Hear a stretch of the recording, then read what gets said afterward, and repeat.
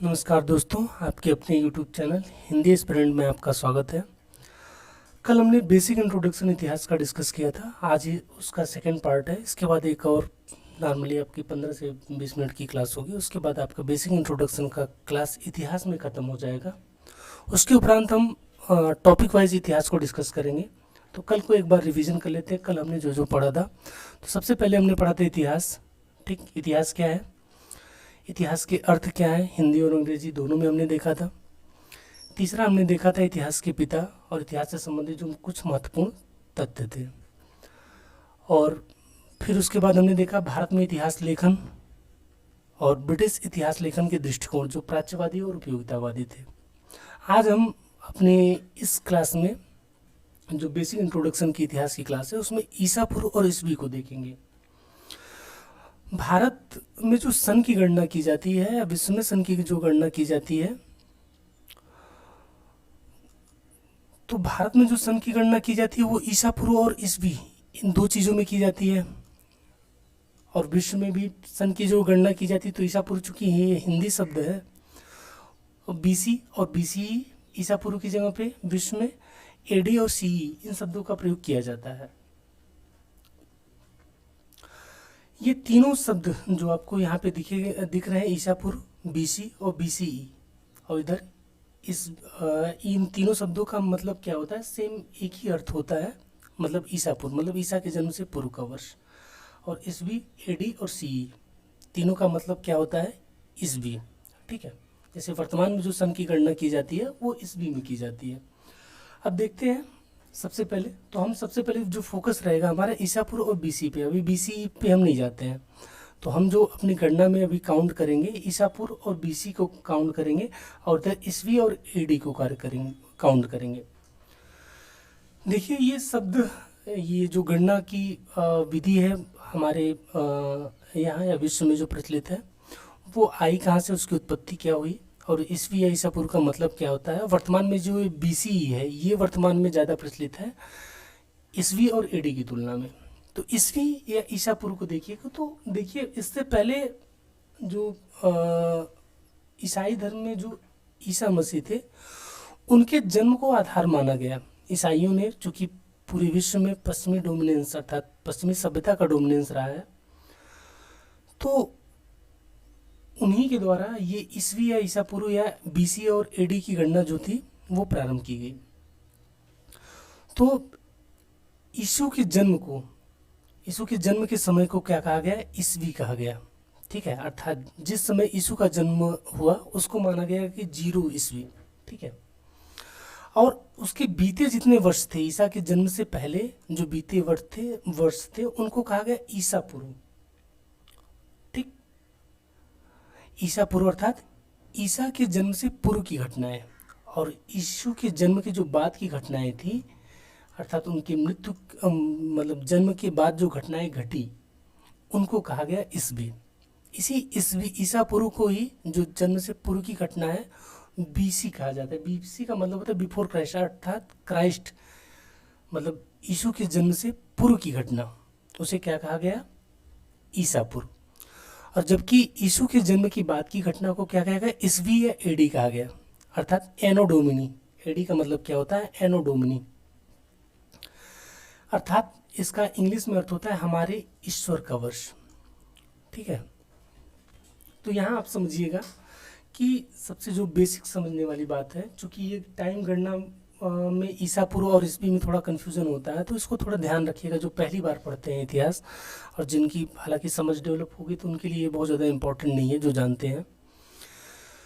तो ईसा पूर्व और ईस्वी में जो बात की जा रही थी, तो ईसा पूर्व और ईस्वी में अंतर यही है कि ईसा पूर्व जो है आपके यीशु के ईसा पूर्व या बीसी या जिसको बिफोर क्राइस्ट कहा जाता है, ये क्या है, यीशु के जन्म की पूर्व की घटनाएं अर्थात ईसा के जन्म से पहले की जो घटनाएं घटी हैं वो किस में काउंट की जाती हैं, ईसा पूर्व में काउंट की जाती हैं। जबकि यीशु के जन्म के बाद की घटना ईस्वी या एडी में काउंट की जाती है। ठीक है, चूंकि ये दोनों नाम किसके प्रतीक हैं, ईसाई धर्म से जुड़े हुए लगते हैं, तो विश्व में केवल ईसाई धर्म तो है ही नहीं, हिंदू धर्म भी समानांतर है, और इस्लाम है, यहूदी हैं। तो जो अन्य धर्मों के लोग थे उन्होंने कहा कि भाई ये जो आपने ईसा पूर्व या बीसी रखा है या ईसवी या एडी रखा है, इन्होंने अपने धार्मिक आधार पे रखा है और इसको एक्सेप्टेंस आपके यीशु को, जो कि हमारे अपने जो है पैगंबर है, हमारा अपना धर्म है, तो हम आपके यीशु को क्यों स्वीकृति प्रदान करें।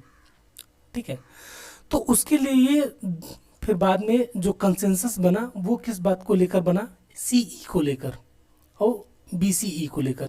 जो ईसा पूर्व था उसको क्या कहा गया, सीई का, और उसको जो है बीसीई कहा गया, और जो ईसवी थी उसको बाद में सीई कहा गया, अर्थात कॉमन ईरा।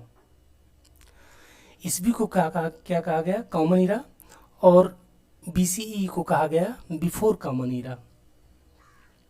अर्थात जो ईसा पूर्व, बीसी और बीसीई है, तीनों की तीनों सेम है। ईसवी, एडी और सीई तीनों की तीनों सेम है। ठीक है, चूंकि ये बीसी और ईसा पूर्व ये दोनों थोड़ा धार्मिक पक्ष लिए हुए हैं, इनमें ईसाई धर्म की डोमिनेंस को दर्शाते हैं, इसलिए ईसवी और एडी का, ठीक है, ईसवी और एडी का और बीसी और ईसा पूर्व का उतना प्रयोग वर्तमान समय में नहीं मिलता। आपको यदि कहीं पे बीसीई लिखा मिले तो उसका मतलब भी सेम ईसा पूर्व ही होता है। यदि आपको सीई भी लिखे दिखा मिले तो उसको जो है आपका ये ईसवी और एडी ही अर्थ होता है। ठीक है, बस चूंकि ये धार्मिक प्रतीक नहीं है, इसको लगभग विश्व के सभी देशों द्वारा स्वीकृति मिल गई है, तो वर्तमान किताबों में आप देखेंगे तो कहीं कहीं आपको सीई देखने को मिलेगा एडी की जगह पे इंग्लिश की बुक में, या फिर ईसा पूर्व को यदि दर्शाती हैं वो किताबें तो बीसीई मिलेगा। तो फुल फॉर्म याद रखिएगा, एडी का भी, बीसी का भी और बीसीई का।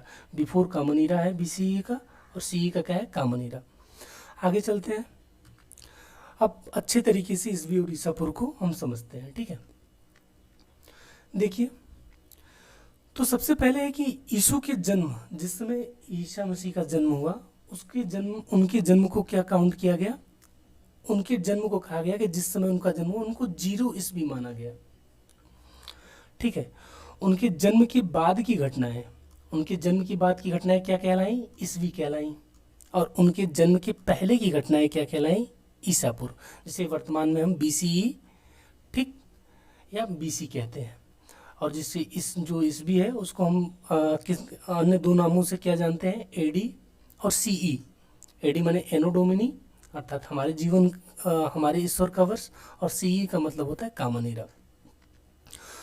अर्थात यीशु के जन्म को क्या काउंट किया गया, 0, और उसके बाद की घटनाओं को क्या कहा गया, ईसा पूर्व। जैसे 100 ईसा पूर्व, 300 ईसा पूर्व, उनके जन्म की बात की घटना। अर्थात ये क्या बताती हैं कि यीशु के जन्म के 100 वर्ष पूर्व की घटना है, ये मतलब पहले की घटना है। 300 ईसा पूर्व से क्या तात्पर्य है, यीशु के जन्म के 300 वर्ष बाद की घटना है। उसी तरह 500 ईसा पूर्व का मतलब क्या होता है कि यीशु के जन्म के बाद की ये 500 वर्ष पूर्व की घटना है। तो यहाँ पे नेगेटिव चार्ज, आप यहाँ से किधर बढ़ना है आपको, जो यीशु के जन्म के पहले की घटनाएं हैं तो वो बढ़ेंगे यीशु के जन्म की तरफ आने के। जैसे आपका मान लीजिए ये घर है, ठीक है, ये घर है, इसमें एक पीछे का दरवाजा है और एक आगे का दरवाजा है। ठीक है, यदि आप अपने घर से पीछे के दरवाजे से निकलते हैं और आगे बढ़ते हैं तो उसे कहा गया ईसा पूर्व। ठीक है, और अपने घर के सामने के दरवाजे से निकलते हैं तो उसमें जो है आपका क्या कहा जाएगा, उसे ईसवी कहा गया। ठीक है, तो सेम ये चीज़ें हैं यहाँ पे। जैसे आप पढ़ते होंगे इतिहास में, जैसे महात्मा बुद्ध का जो जीवन काल है वो 563 बीसी से मतलब ईसा पूर्व से लेकर 483 ईस्वी ईसा पूर्व हुआ है। ठीक है, मतलब महात्मा बुद्ध का जो जीवन काल रहा है वो 563 बीसी देख रहे हैं, 563 बीसी और 483 ईसा पूर्व, अर्थात 563 बीसी में ईसा पूर्व में उनका जन्म हुआ था और 483 ईसा पूर्व में उनकी मृत्यु हुई थी। जबकि हम लोग अपना जो काउंट करते हैं जन्म वर्ष, मान लीजिए हमारा आपका जन्म वर्ष 2000 है और वर्तमान में 2022 हो, तो आप देख रहे हैं यहाँ पे 2022 में क्या हो रहा है आपका, कि आपके जन्म की जो घटनाएं हैं या जन्म का जो वर्ष है वो आपको बढ़ते क्रम में है।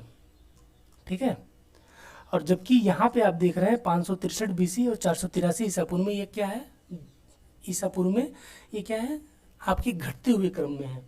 तो इसलिए इसको निगेटिव, क्योंकि ये जो है यीशु के जन्म की पूर्व की घटना है, इसलिए ये क्या है, घटते हुए क्रम में है। और उसको कहाँ तक आना है, 0 में, माइनस।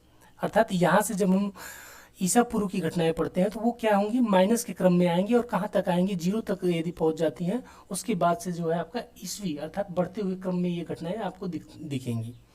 ठीक है, तो ये यहाँ पे ईसापुर में क्या होता है, निगेटिव चार्ज होता है। इसीलिए हम देखते हैं कि जो प्राचीन भारत में जो पाषाण काल पढ़ेंगे, मौर्य काल पढ़ेंगे, तो इन सब में हम लोग देखते हैं क्या कि चीज़ें जो है घटते क्रम में प्रतीत होती हैं। अर्थात वो क्यों घट रही हैं, क्योंकि उन्हें आना है 0 पे।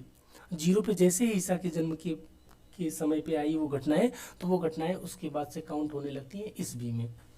तो यहाँ पे ईस्वी में देखिए, ईस्वी के अन्य 2 नाम क्या थे। ईस्वी के एक अन्य नाम था एडी था, एनो डोमिनी, और एक आप था सीई था, कॉमन ईरा। ठीक है, तो यहाँ पे एक ईस्वी अर्थात यीशु के जन्म के 1 वर्ष बाद की घटना है। 100 ईस्वी का मतलब क्या हो गया, यीशु के जन्म के 100 वर्ष बाद की घटना है। 200 ईस्वी का यही अर्थ हो गया, 300 ईस्वी का, और 1000 वर्तमान में 2022 चल रहा है। तो 2022 का मतलब क्या है, यीशु के जन्म के 2022 वर्ष बाद की ये घटना है। जबकि ईसा पूर्व में क्या था, वो यीशु के जन्म की पूर्व की घटना को दर्शाता था। यदि ये टॉपिक आपको समझ में आ जाएगा तो फिर आपको एंशिएंट हिस्ट्री में जो आप पढ़ते हो, मौर्य काल, फिर सुंग, सातवाहन, ये सब चीज़ें जो पढ़ते हो, जो ईसा पूर्व की घटनाएं हैं, उनको आप समझने में सरलता होगी, क्योंकि वहाँ पे चीज़ें आपकी डेट जो है वो घटते हुए क्रम में है। जो पहली बार हिस्ट्री पढ़ते हैं तो उनके सामने यही सबसे बड़ी समस्या है, तो क्योंकि उन्होंने वर्तमान में ईस्वी को पढ़ा है, तो ईस्वी में चीज़ें तो बढ़ रही हैं, जबकि ईसा पूर्व में चीज़ें क्या होती हैं, घटती होती है। जैसे 563 ईसा पूर्व में महात्मा बुद्ध का जन्म हुआ था, 483 में उनकी मृत्यु हुई थी। ठीक है, तो ये क्या हुआ है, घटते हुए क्रम में है। तो ये घट क्यों रहा है, आप समझ रहे हैं, क्योंकि ये ईसा पूर्व की घटना है, इसलिए ये घट रही है। ठीक, तो आइए अब देखते हैं सदी। ठीक, जैसे सब कहते हैं कि 17वीं सदी, 18वीं सदी, 19वीं सदी, तो इसमें लेकर भी थोड़ा बहुत कन्फ्यूज़न होता है। तो उस कन्फ्यूज़न को हम यहाँ पे दूर करने का प्रयास करते हैं, समझने का प्रयास करते हैं कि ऐसा होता क्या है। ठीक है, यहाँ पे देखिए 1860 लिखा है। ठीक, यहाँ पे भी 1860 लिखा है। यहाँ पे जो 1860 लिखा है, इसके सबकी अपनी अपनी एक मीनिंग होती है। तो देखिए ये जो 1860 लिखा है, ये किसका द्योतक है, ये इस बात को दर्शाता है कि जो सदी बीत गई है। ठीक है, अर्थात ये जो हम 2022 लिखते हैं, जो भी लिखते हैं सन, उसमें जो स्टार्टिंग के 2 वर्ड होते हैं वो किस बात को दर्शाते हैं, बीती हुई सदी को दर्शाते हैं। अर्थात 18वीं सदी जो बीत गई है उसको ये दर्शा रहा है 18, जिसे 18 कहा जाता है इंग्लिश में। और ये जो 60 लिखा है, ये क्या है, ये आपका इस बात को दर्शाता है कि 18वीं सदी को बीते हुए कितने साल हो गए हैं, 60 साल, या नई सदी को प्रारंभ हुए कितने साल हो गए हैं, 60 साल हो गए हैं। ठीक, चूंकि 18वीं सदी की बीतने की घटना ये स्टार्टिंग में है 18, और ये 60 क्या है, नई सदी के प्रारंभ हुए कितने साल हो गए हैं, 60। तो आप इसको कौन सी सदी कहेंगे, क्योंकि नई सदी अभी चल रही है, 18वीं सदी ये बीत चुकी है, तो कौन सी सदी इस समय चल रही है, 19वीं सदी। इसी प्रकार देखिए 2021 देखिए, तो यहाँ पे ये जो 20 है, ये किसको दर्शाता है, बीती हुई सदी को दर्शाता है। जबकि 21 क्या किसको दर्शाता है, आने वाली सदी के कितने वर्ष पूर्व मतलब बीत चुके हैं। ठीक है, ये इसको दर्शाता है। तो हम कह सकते हैं ये कौन सी सदी चल रही है हमारी, चूंकि 20वीं सदी ये बीत चुकी है और आने वाली सदी के 21 वर्ष पूरे हो चुके हैं, तो इसका मतलब है ये कौन सी सदी चल रही है, 21वीं सदी चल रही है। ठीक है, अब यही 2022 में देख लीजिए, ये क्या दर्शा रहा है, यहाँ पे जो 20 है या 20 है, वो किस बात को दर्शा रहा है, ये बीती हुई सदी को दर्शा रहा है। जबकि 22 यहाँ पे किस बात को दर्शा रहा है, कि बीती हुई सदी को कितने बीते हुए, मतलब वर्तमान सदी जो बीती हुई सदी को बीते हुए कितने वर्ष हो चुके हैं, या आने वाली सदी के प्रारंभ हुए कितने वर्ष हो चुके हैं। ठीक है, तो इसको क्या कहेंगे हम, ये भी क्या होगा, क्योंकि आने वाली सदी के कितने साल हो गए हैं, 22 साल पूरे हो चुके हैं, तो आने वाली सदी कौन सी है, 20 के बाद 21 आएगी, तो ये 21वीं सदी हो गई। वैसे भी 18वीं ये आपका हो सकता है कि क्लियर हो चुका हो। तो देखिए एक बार फिर से देख लेते हैं कि 1860 यहाँ पे जो लिखा है, ये 1860 में जो स्टार्टिंग के 2 वर्ड हैं वो किस बात को दर्शाते हैं? ये बीती हुई सदी को दर्शाते हैं, जबकि उसके बाद के दो वर्ड जो है आने वाली सदी को दर्शाते हैं। ठीक है, इसका मतलब है कि बीती हुई सदी 18वीं सदी बीत चुकी है और आने वाली सदी कौन सी है? 19वीं सदी होगी। तो 19वीं सदी के बीते हुए कितने साल हो गए हैं? 60 साल हो गए हैं। तो ये क्या हो गया? 19वीं सदी। इसी प्रकार ये आपके अन्य हैं। तो यहीं पे आपकी यदि 18वीं सदी पूछा जाए तो आप 1800 से काउंट नहीं करेंगे। ठीक है, ये नहीं कि 1800 से काउंट करना शुरू कर दिया। 18वीं सदी 1800 से 19 सदी का मतलब होता है 100। ठीक, 1800 से लेके 1900 ये मत काउंट कर लीजिएगा, ये गलत हो जाएगा। यदि सदी की बात की जा रही, रुकिए इरेज कर लेते हैं। ठीक है, आइए, हाँ, तो ये जो सदी लिखी है 18वीं सदी, तो आप 1800 से काउंट नहीं कर लीजिएगा, इसको काउंट कीजिएगा। 1700 से 1800 की बीच की घटना बता रहा है। ठीक है, 1700 से 18वीं सदी क्या बता रही है? 1700 से 1800 के बीच की घटना बता रही है। हमने पहले ही कहा कि ये जो इस किसी भी वर्ष का जो पहला शब्द होता है, मतलब स्टार्टिंग के दो वर्ड होते हैं, वो क्या दर्शाते हैं? वो बीती हुई सदी को दर्शाते हैं। और जबकि उसके आगे के जो दो वर्ड होते हैं वो आने वाली सदी को दर्शाते हैं। जैसे यदि आप 1800 से काउंट कर रहे हैं 18वीं सदी को, तो आप देखिए 1800 से 1900 के बीच क्यों? क्योंकि सदी मतलब 100 वर्ष का समय होता है, तो 1800 से 1920 की घटना होनी चाहिए। तो यहाँ पे तो 18 ये जो 1800 से 1900 आपने लिखा, तो यहाँ पे तो ये 18वीं सदी क्या हो गई? बीती हुई दशक को दर्शा रहा है। तो ये आपका गलत हो जाएगा। तो ये याद रखिएगा, जब भी 18वीं सदी या 19वीं सदी बात की जाती है तो वो उसके जस्ट 100 साल पूर्व की घटना होती है। अर्थात 1700 से वो 1800 की बात करते हैं। 19वीं सदी में ऐसे ही बात की जाए तो 1800 से 1900 के बीच की घटना होगी। ये नहीं कि 1900 से 2000 के बीच की घटना होगी। ठीक है, ऐसे ही 20वीं सदी में होगा। ठीक, कि वो कब होगी? 1900 से लेकर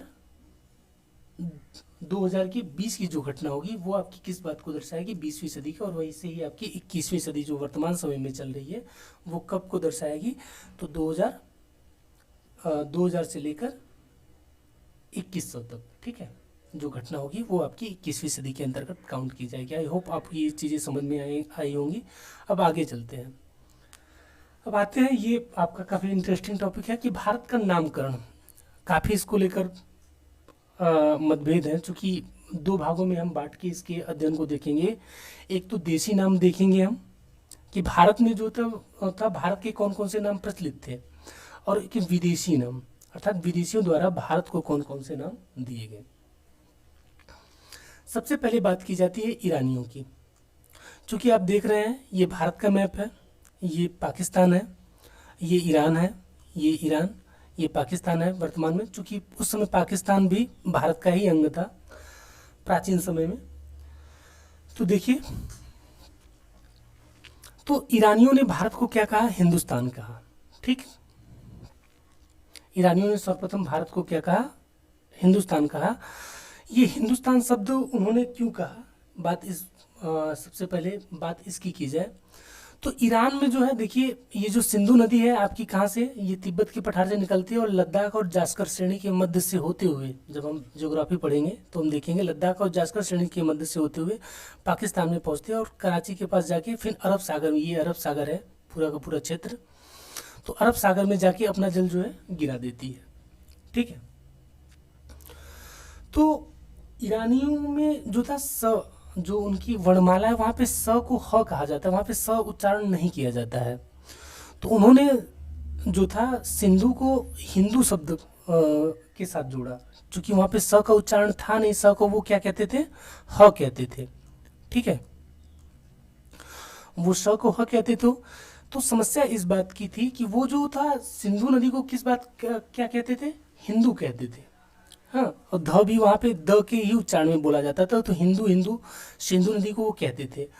ठीक, चूँकि ये कन्फ्यूजन हमेशा बना रहता है कि सबसे पहले ईरानियों ने हिंदू शब्द कहा कि अरबियों ने कहा। कहीं कहीं अरबी मिलता है, कहीं कहीं आपका जो है ईरानी मिलता है। तो यहाँ पे आप डाउट अपना क्लियर कर लीजिएगा कि नाम सबसे पहले सिंधु को हिंदू शब्द, अर्थात सिंधु नदी के पार जो क्षेत्र थे, सिंधु नदी के इस तरफ के जो क्षेत्र थे, वहाँ पे निवास करने वाले चाहे वो किसी भी जाति या धर्म के हो, सबको उन्होंने पूरा क्या कहा? हिंदू हिंदू प्रदेश के निवासी, अर्थात सिंधु नदी के इस पार के निवासी, अर्थात सिंधु नदी के इधर, ठीक है, आप कह सकते हैं पूर्वी साइड, ठीक है, पूर्वी साइड में जो भी भारत का वर्तमान में भूभाग देख रहे हैं सिंधु नदी के साथ, उसको वो उन्होंने रहने वाले सभी लोगों को क्या कहा, उन्होंने हिंदू कहा। ठीक, तो हिंदू कोई धर्म नहीं है, पहली बात तो हिंदू एक शब्द है जो कि ईरानियों द्वारा दिया गया था, बाद में अरबियों द्वारा इसको लोकप्रिय बनाया गया 7वीं और 8वीं शताब्दी, सॉरी 7वीं और 8वीं सदी में, जब अरबों ने भारत पर आक्रमण किया पूरे विश्व को जीतने के बाद, लगभग पूरे एशिया पर अधिकार जमाने के बाद, अरब अर्थात जो मुस्लिम सत्ता थी, उन्होंने जब भारत पर आक्रमण किया तो उन्होंने भारतीयों को, यहाँ पर रहने वाले निवासियों को सबसे पहले हिंदू और हिंदुस्तान नाम से संबोधित किया, यहाँ पे रहने वाले लोगों को। तो हिंदू धर्म जो वर्तमान समय में काफ़ी चर्चा का मुद्दा रहता है, तो याद रखिएगा हिंदू कोई धर्म नहीं है, हिंदू एक शब्द है जो कि इस बात का द्योतक है जो सिंधु नदी के पार निवास करने वाले लोग हैं। वर्तमान में जो हिंदू धर्म के अंतर्गत जो ब्राह्मण धर्म की बात की जाती है, तो उसको, उसका जो धर्म है वो सनातन धर्म है हमारा, न कि वो हिंदू धर्म है। ठीक है, हिंदू धर्म के अंतर्गत आपके बौद्ध भी आते हैं, जैन भी आते हैं और अन्य धर्म के लोग भी आते हैं जो उस समय भारत में निवास करते थे। ठीक, तो हिंदू किसी धार्मिक प्रतीक का द्योतक नहीं है, याद रखिएगा। ये सिंधु नदी से निकला हुआ नाम है। इसे ईरानियों ने सबसे पहले इस शब्द का प्रयोग किया था, लेकिन अरबियों ने अपने आक्रमण के दौरान, जब भारत पे उन्होंने आक्रमण किया, मोहम्मद बिन कासिम के रूप में जब कासिम ने अपनी सत्ता स्थापित की, उसके पहले से ही भारत पे लगातार आक्रमण होते रहते थे। मिडाइवल हिस्ट्री में हम ये सब पढ़ेंगे। तो सिंधु नदी के पार के निवासियों को अरबियों ने सबसे पहले, जो था सबसे पहले नहीं, आप कह सकते हैं सबसे ज़्यादा लोकप्रिय हिंदू या हिंदुस्तान शब्द को किसने बनाया? अरबियों ने बनाया। इसलिए कहीं कहीं किताबों में आपको अरबी मिलता है। यदि आपके परीक्षा भवन में ये पूछे कि हिंदू शब्द का सर्वप्रथम प्रयोग किसने किया, यदि अरबी और ईरानी दोनों है तो आप ईरानी पर क्लिक करेंगे, और यदि ईरानी नहीं है तो आप अरबी पे क्लिक करें, क्योंकि अरबियों ने हिंदू शब्द को लोकप्रिय बनाया था और ईरानियों ने सबसे पहले हिंदू शब्द को दिया था। ठीक, तो यहाँ पे देखिए,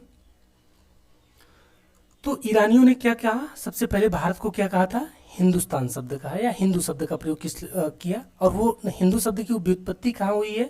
तो हिंदू धर्म से हुई है। कभी हिंदू धर्म से, ये सिंधु नदी से हुई है। ठीक, अब आ जाइए, यूनानियों ने क्या कहा है? यूनानियों ने क्या कहा है?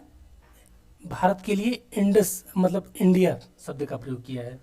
और ये इंडिया शब्द की व्युत्पत्ति कैसे हुई है? तो ये जो सिंधु है, यूनानी लोग इस सिंधु को क्या कहते थे? इंडस कहते थे। और यही इंडस शब्द आगे चलकर जो है इंडिया के नाम से आगे प्रचलित हुआ। आप जानते हैं शब्दों के नाम जो है वो समय के साथ बदल जाते हैं। किसी के नाम के साथ भी आप देखते हैं छेड़खानी हो जाती है। ठीक, नाम जो मूल नाम होता है वो प्रचलित शब्दों में वो अलग हो जाता है। ठीक है, ठीक, तो वैसे ही जब इंडस शब्द का प्रयोग किया गया सिंधु नदी के, और यहाँ के पार रहने वाले निवासियों को इंडिया शब्द का इंडिया कहा गया। किसके द्वारा कहा गया? ये यूनानी थे। फिर बाद में जब अंग्रेज या यूरोपियों का आगमन, जब भारत में वो व्यापार करने के लिए आए, तो उन्होंने इस शब्द का प्रयोग किया भारत के लिए। वो कौन सा शब्द था? चूंकि यूरोप में जो भारत के लिए प्रचलित शब्द था वो इंडिया शब्द प्रचलित था। और वो इंडिया शब्द कहाँ से निकला? ये सिंधु नदी से निकला। चूँकि सिंधु नदी को इंडस कहा जाता था और सिंधु नदी के पार रहने वालों को उन्होंने इंडिया नाम से संबोधित किया। तो इंडिया नाम फिर बाद में यूरोपियों द्वारा लाया गया। फिर आगे चलकर ये इंग्लिश में हमारा जो नाम है भारत में, तो वो इंडिया नाम से ही प्रचलित रहा। अब बात कीजिए चीनियों की। चीनियों ने अपने प्राचीन ग्रंथों में जो भारत का नाम था वो तिएन तू या चुआंत नाम से प्रयोग किया है। ठीक है, और वेनसांग ने अपने ग्रंथ में जो था, जो उनका ग्रंथ है वेनसांग का, वो सीयू की है, उसमें जो भारत के लिए उन्होंने शब्द का प्रयोग किया है वो यिनतू नाम से प्रयोग किया है। तो यहाँ पे जो आपके ईरानियों द्वारा सबसे पहले प्रयोग किया गया, यूनानियों द्वारा भारत के लिए कौन सा शब्द प्रयोग किया गया, और चीनियों द्वारा, ये सारे के सारे प्रश्न जो है आपकी प्रारंभिक परीक्षा में पूछे जाते हैं। ये पूछा जाएगा कि वेनसांग ने भारत के लिए किस शब्द का प्रयोग किया था। तो याद रखिएगा कि यिनतू शब्द का प्रयोग किया था। और इसके पहले चीनियों ने जो भारत को संबोधित किया था वो तिएन तू या चुआंत नाम से संबोधित किया था। आई होप यहाँ पे आपको बातें थोड़ी समझ में आई होंगी। आज से आप ये ध्यान रखिएगा, जो हिंदू सब चिल्लाते हैं या वो जो शब्द चर्चा में रहता है, तो वो कोई मतलब धर्म का प्रतीक नहीं है, वो इस बात का प्रतीक है कि इस पार सिंधु नदी के पार में निवास करने वाले लोगों का प्रतीक है, न कि उसमें चाहे वो हिंदू हो चाहे वो मुस्लिम हो, वो सबके समन्वित संस्कृति का प्रतीक है, न कि वो किसी धर्म विशेष का प्रतीक है। ठीक, आगे हम चलते हैं। अब देखिए, भारत का नामकरण के लेकर हमने इंग्लिश वाली उत्पत्ति देख ली कि अर्थात विदेशियों द्वारा जो भारत के नाम को संबोधित किए, किस नाम से संबोधित किया जा रहा था वो हमने देख लिया। अब देखते हैं देशी उत्पत्ति, अर्थात भारतीयों के नाम को लेकर देशी उत्पत्ति का जो सिद्धांत है उसको हम देखते हैं। आइए सबसे पहले देखते हैं भारतवर्ष। भारत के लिए भारतवर्ष शब्द का प्रयोग याद रखिएगा कि जो ये भारतवर्ष शब्द का जो अर्थ होता है वो भरतों की भूमि होता है। अर्थात जो आप वैदिक साहित्य पढ़ेंगे, जिस समय हम वैदिक काल पढ़ेंगे, वहाँ पे देखेंगे भरत नाम का कबीला था, उनके जो वंशज हुए माना जाता है कि उनको उन्हीं को भरत कहा गया। ठीक है, उनके वंशों ने ही वर्तमान में जो जितना बड़ा भारत का भूभाग है उस पर अधिकार क्षेत्र किया था, अधिकार क्षेत्र स्थापित किया था। तो उन्हीं की वंशावली ने जिसने भारत को एकता के सूत्र में बांधा गया था, इन्हीं की भरतों की वंशावली से थे आपके ये राजा भरत। ये कौन थे हम आगे डिस्कस करेंगे। तो ये उन्हीं के नाम पर इनका नाम जो भरतों की भूमि थी, चूंकि इस पे पूरे भारत क्षेत्र को एकता के सूत्र में बांधने का प्रयास सर्वप्रथम भरतों द्वारा किया गया था, इसलिए भारत को भारतवर्ष के नाम से जाना गया। ठीक, अब वर्तमान में जो भारत नाम देखते हैं इसके पीछे कई सारी कहानियां जुड़ी, कई सारे मिथक हैं। तो जो मेन चीज़ें जो चर्चा में रहती हैं उनको लेकर हम डिस्कस करते हैं कि अर्थात भारत नाम भारत का क्यों पड़ा। ठीक, आपने कालिदास की रचना पढ़ी होगी अभिज्ञान शकुंतलम, या तो नाम तो सुना ही होगा। तो अभिज्ञान शकुंतलम में राजा दुष्यंत और उनकी प्रेयसी आप कह सकते हैं, अर्थात प्रेमिका राजा थे, और ये ऋषि कन्या थी शकुंतला। इनकी बीच प्रेम प्रसंग का वर्णन किया गया है आपके अभिज्ञान शकुंतलम में। इंटर वाली जो जिन्होंने संस्कृत लिया था उनमें ये आपका ये अभिज्ञान शकुंतलम बुक होती है जिसमें ये उनकी पूरी स्टोरी पढ़ाई जाती है। तो फिर दुष्यंत और शकुंतला, इनकी प्रेम प्रसंग का वर्णन है अभिज्ञान शकुंतलम में, और इन्हीं दोनों से जो पुत्र उत्पन्न हुए वो भरत थे। और इन्होंने वर्तमान में जो आप भारत देख रहे थे, आपने पीछे वाली स्लाइड में देखा था, जो भारत ये पूरा का पूरा ये भारत जो है, इसको जो था पूरा का पूरा वर्तमान भूसीमा आप कह सकते हैं उसको बांधने का प्रयास या बांधने में सफल हुए थे। सबसे पहले भरत को माना जाता है वो सफल हुए थे, इसलिए उन्हीं के नाम पर इस देश का नाम भारत पड़ा, ये कहा जाता है। ठीक, देखिए ये सारी चीज़ें पहली बात तो मिथक हैं, कोई स्पष्ट इनका विवरण कि नहीं दुष्यंत थे शकुंतला थे इसका नहीं मिलता है। ठीक है, मिथक ऐसी घटनाएं होती हैं, मिथक की बात की जाए तो मिथक ऐसी घटनाएं होती है जिनका लोक प्रचलन में तो उनका प्रयोग उन कहानियों का होता है, लेकिन उसके कोई पुष्ट या प्रमाणिक साक्ष्य नहीं उपलब्ध है। कि जैसे रामायण हो गया, महाभारत हो गया, तो रामायण और महाभारत के कोई प्रमाणिक साक्ष्य हमारे लिए नहीं है कि नहीं ये रामचंद्र जी यहाँ पे थे या महाभारत में जो घटनाएं हुई वो यहाँ पे हुई थी, तो उसका कोई स्पष्ट ऐतिहासिक प्रमाण हमें नहीं मिलता है। इसलिए ऐसी घटनाओं को जो लोक प्रचलन में है किंतु उनका ऐतिहासिक विवरण उपलब्ध नहीं है, तो उनको हम मिथक कहते हैं। तो सबसे पहले हमने देखा कि ये जो दुष्यंत और शकुंतला के पुत्र थे उनके नाम पे भरत नाम पड़ा। दूसरा नाम है हमने पहले बताया वैदिक जन जो भरत था, वैदिक जन मतलब कबीला था, तो जो भरत कबीला था उसी के नाम पे फिर आगे चल के माना जाता है कि भारत नाम पड़ा।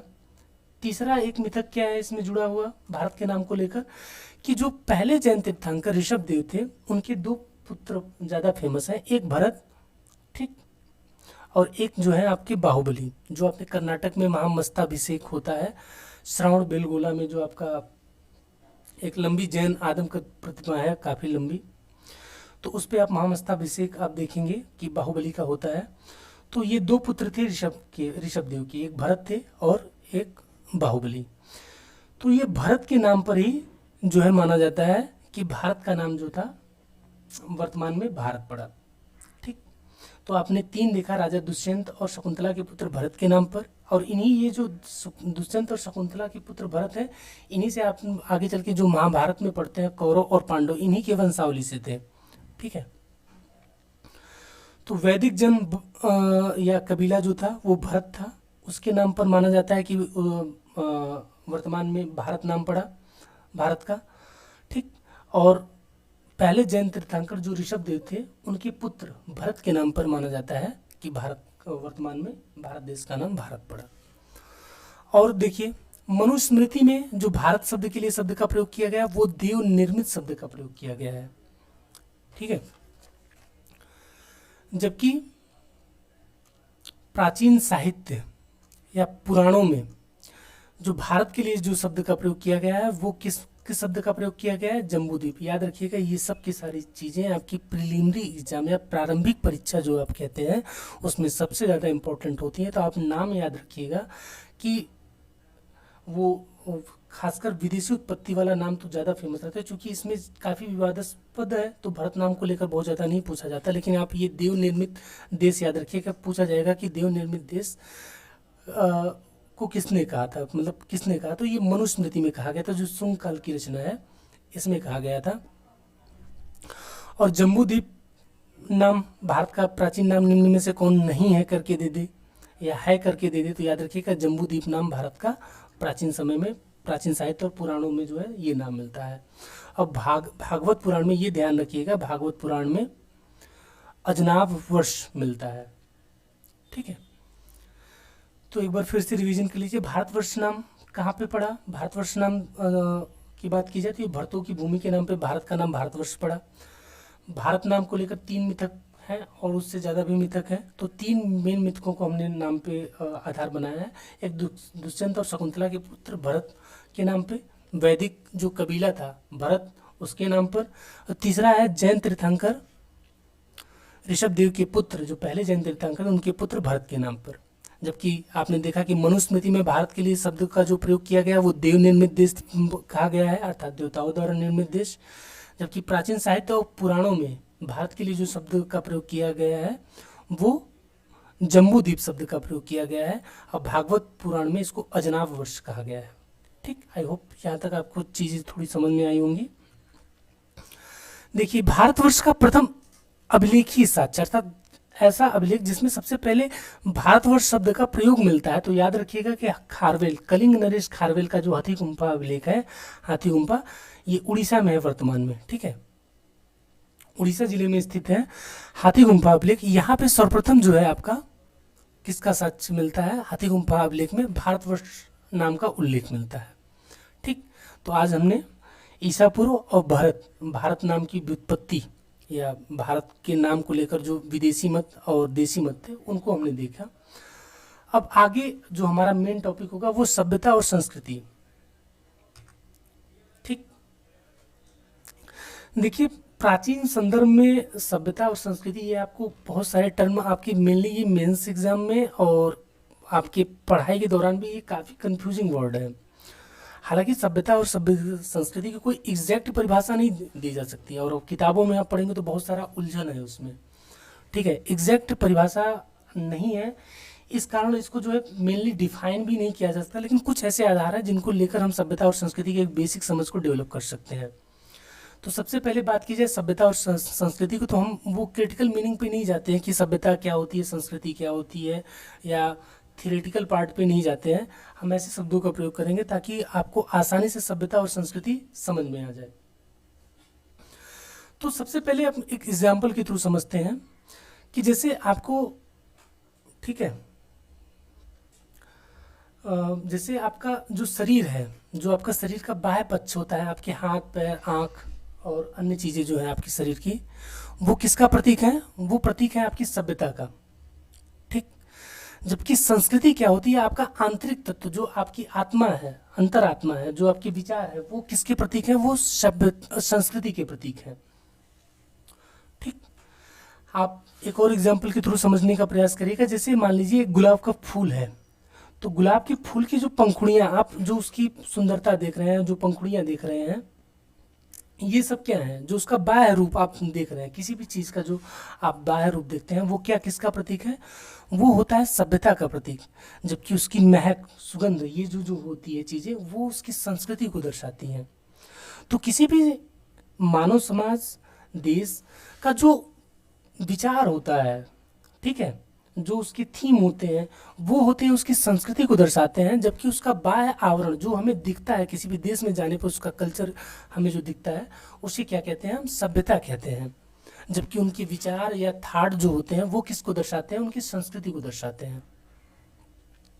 तो संस्कृति, आप ये ध्यान रखिएगा, संस्कृति आपकी जो है ये डेवलप होने में समय लगती है, जबकि सभ्यता आपकी डेवलप होने में नहीं। जैसे आपको घर का मकान बनाना है तो घर के मकान बनाने में आप 1 महीने में तैयार कर देंगे, लेकिन घर के मकान बनाने से पहले जो आप 1 साल से 1.5 साल की पृष्ठभूमि होती है वो आपकी संस्कृति होती है, क्योंकि वो विचार आपके जो है लंबे समय में बनते हैं।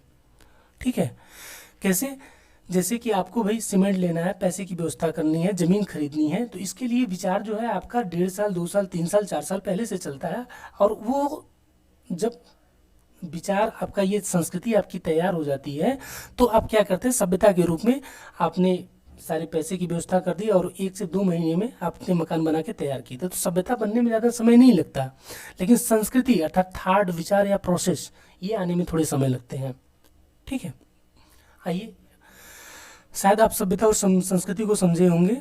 और रही बात प्राचीन काल में, जैसे हम पढ़ते हैं हड़प्पा सभ्यता या फिर पाषाणकालीन युग पढ़ते हैं, पाषाण सभ्यता, तो ये सब हम जब पढ़ते हैं तो वहाँ पे हमें आपको सभ्यता और जैसे सिंधु घाटी सभ्यता का उल्लेख होता है, सिंधु घाटी संस्कृति का उल्लेख होता है, तो यहाँ पे कंफ्यूज मत होइएगा, क्योंकि प्राचीन काल में सभ्यता और संस्कृति में डिफ्रेंशिएट नहीं किया जा सकता। क्यों?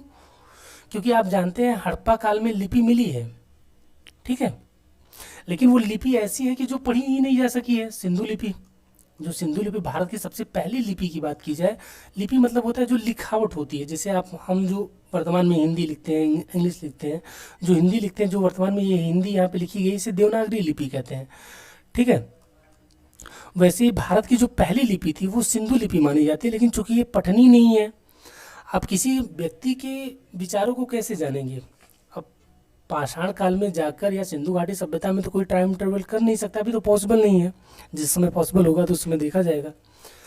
तो अभी पॉसिबल तो है नहीं टाइम ट्रेवल, तो पिक्चरों में ही पॉसिबल है।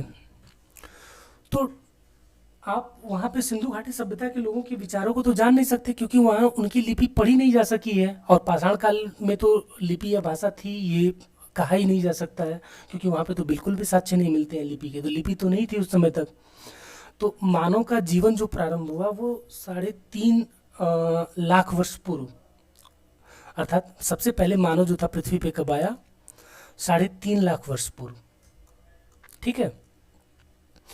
और उसके बाद से लेकर आपका 3.5 लाख वर्ष पूर्व से ले लिया जाए तो आप आ जाइए सिंधु घाटी सभ्यता तक। ठीक।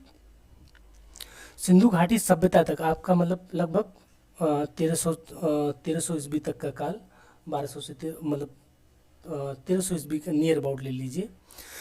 तो काल जो आपका कैसा है, तो इस काल के बारे में हमें उनकी संस्कृति के विषय में बहुत जानकारी नहीं है, क्योंकि संस्कृति के बारे में जानकारी के स्रोत क्या हैं?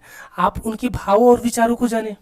भाव और विचारों को कैसे जान पाएंगे? या तो उनके कोई लिखित साक्ष्य होते, तब तो आप उनके भाव और विचारों को जान सकते थे।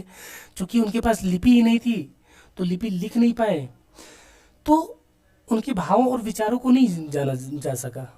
तो जब उनके भाव और विचारों को नहीं जाना जा सका तो उस समय हम मैक्सिमम आप देखते हैं संस्कृति शब्द का प्रयोग नहीं कहा जाता। पाषाणकालीन सभ्यता आप कहेंगे, संस्कृति नहीं। जो उन्होंने चित्र उत्र बनाए हैं उसके माध्यम से हम उनके भावों और विचारों को जानने का प्रयास करते हैं। तो इसीलिए आप यदि आंसर राइटिंग के दौरान सभ्यता या पूछा है संस्कृति पूछा है, उसमें संस्कृत के तत्व अर्थात उनके विचारों को भी शामिल कर देते हैं। संस्कृति यदि पूछा है तो उसमें मतलब विचारों को भी शामिल कर सकते हैं, उसके सभ्यता के भी लक्षण अर्थात दिखा देते हैं, तो भी उसको सही माना जाता है। उसमें कोई रॉन्ग नहीं किया, क्योंकि सभ्यता और संस्कृति में उस समय डिफरेंस करना पॉसिबल नहीं है। ये तो तब पॉसिबल हो पाया जब मनुष्य जो था, एक भाषा और लिपि का आविष्कार हो गया एक अच्छा, और वो पठनीय हो गई। जैसे आप देखते हैं कि वैदिक संस्कृति से हमें क्या होते हैं, उनके भाव और विचारों को हमें जानने का अवसर प्राप्त हो जाता है। और इसलिए जो है वहाँ से हम चीज़ों को, उनके विचारों को, भाव को अच्छी तरीके से समझ लेते हैं, इसलिए हमें समस्या नहीं होती उनके भाव और विचारों को समझने के लिए। तो आई होप आप समझे होंगे कि सभ्यता क्या है और संस्कृति का है। एक और एग्जाम्पल देख लीजिए, जैसे मनुष्य का जो शरीर, हमने पहले ही बताया मनुष्य का शरीर क्या है, जो बाह्य आवरण होता है वो क्या होती है, सभ्यता का द्योतक होती है, जबकि विचार क्या किसके द्योतक होते हैं, मनुष्य की अंतरात्मा या आत्मा जो है वो किस बात की द्योतक है, वो किस बात की, क्योंकि आत्मा को किसी ने देखा नहीं है, तो आत्मा किस बात की द्योतक है, वो किसकी द्योतक है, संस्कृति की द्योतक है।